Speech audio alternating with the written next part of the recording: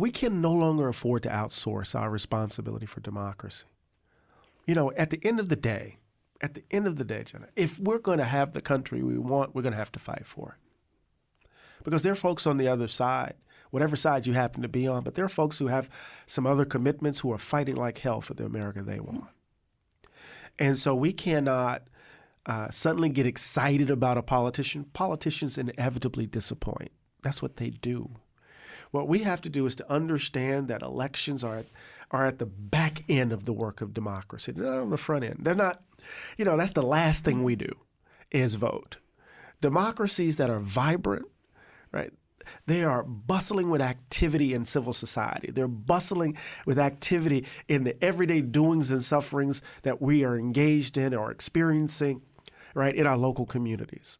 And so I believe that we need to stop outsourcing the responsibility for American democracy to politicians or to so-called leaders or prophets or heroes, however we want to describe them, and take the reins. That's what we the people is all about, if we understand it as such. And once we grab a hold of the reins, then and understand what we're fighting for, then I think the country will change directions. We just got to understand our power. Yeah, I think. So as you've been out across the country making this argument since the book has come out, and I'm sure before as well, who's the toughest audience to kind of sell on that particular way of doing things or thinking about democracy? Everyday ordinary folk.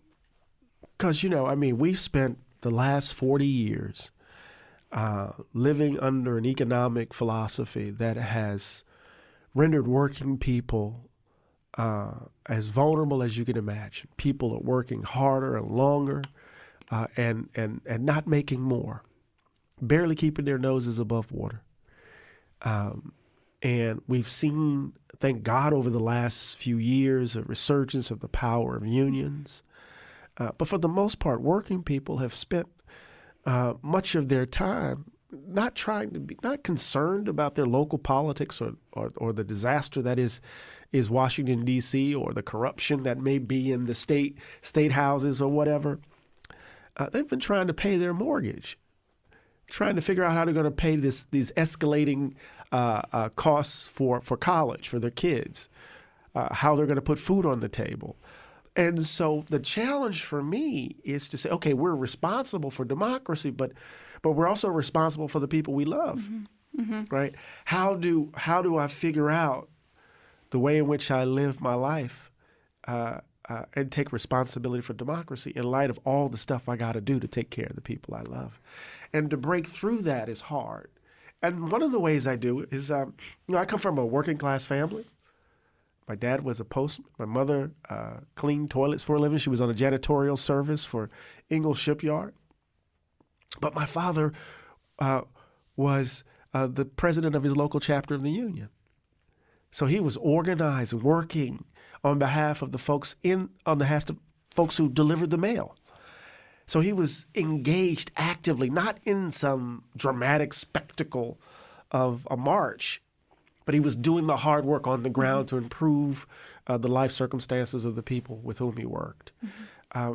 We can make choices in the midst of our day-to-day lives, I think, that can give democracy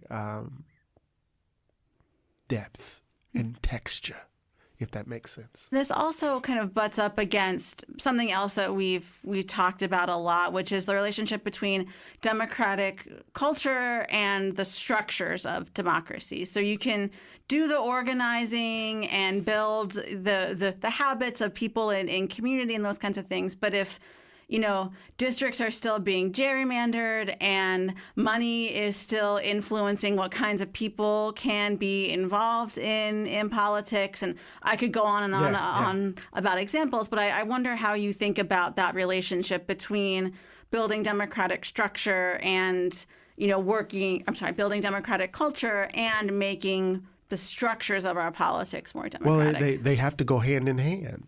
Look, we can turn out in this presidential election in historic numbers. But if, folk are cheating in how they count the ballots, if they're gumming up the process as they're trying to do in Georgia and elsewhere, then we're going to have a problem.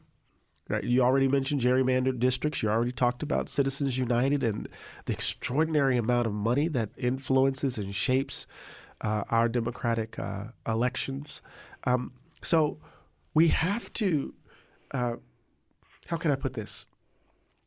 The old saying that, the best cure for democracy or the ills of democracy is more democracy, right, is right only insofar as it goes. If we don't become better people, it doesn't matter what the structures are, right? So if we're going to be the leaders that we're looking for, we got to work on us. We got to become more virtuous. We got to become more decent. We got to be clear about our commitments. Because if we're not, then we're going to clean up the mess and then it's just going to get messy again. So I think it's both and. We have to become the kinds of people that democracies require as we work on building more democratic structures. Yeah. They go hand in hand.